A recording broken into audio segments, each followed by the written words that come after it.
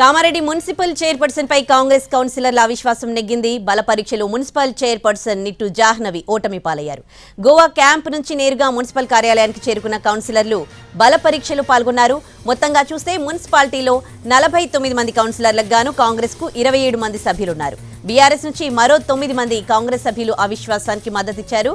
అవిశ్వాస తీర్మానానికి బీజేపీ కౌన్సిలర్లు దూరంగా ఉన్నారు.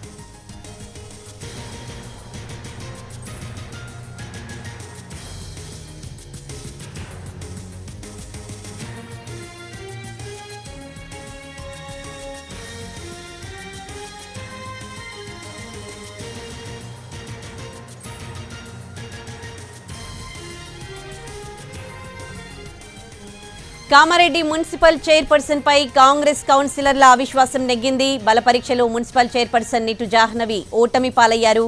గోవా క్యాంప్ నుంచి నేరుగా మున్సిపల్ కార్యాలయానికి చేరుకున్న కౌన్సిలర్లు బల పరీక్షలో పాల్గొన్నారు. మొత్తంగా చూస్తే మున్సిపాలిటీలో 49 మంది కౌన్సిలర్లకు గాను కాంగ్రెస్ కు 27 మంది సభ్యులున్నారు. బీఆర్ఎస్ నుంచి మరో 9 మంది కాంగ్రెస్ సభ్యులు అవిశ్వాసానికి మద్దతిచ్చారు. అవిశ్వాస తీర్మానానికి బీజేపీ కౌన్సిలర్లు దూరంగా ఉన్నారు. పూర్తి అప్డేట్స్ మా ప్రతినిధి బాలకుమార్ ఫోన్లో అందిస్తారు. బాలకుమార్, ఎలా జరిగింది అవిశ్వాస తీర్మానం, డీటెయిల్స్ ఏంటి? కామారెడ్డి మున్సిపల్ చైర్మన్ పై అవిశ్వాస తీర్మానం పెట్టింది కాంగ్రెస్ పార్టీ. అందులో భాగంగా దాదాపు 27 మంది సభ్యుల బలంతో కొద్ది రోజులుగా గోవా క్యాంప్కి వెళ్లారు. గోవా క్యాంప్ నుంచి నేరుగా కామారెడ్డి మున్సిపల్ కార్యాలయానికి కౌన్సిలర్లంతా చేరుకున్నారు.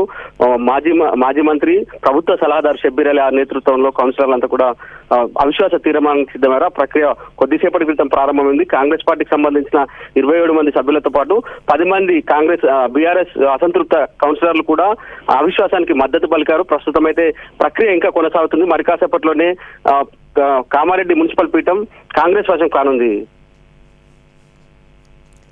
Right, thanks for the updates Balakumar.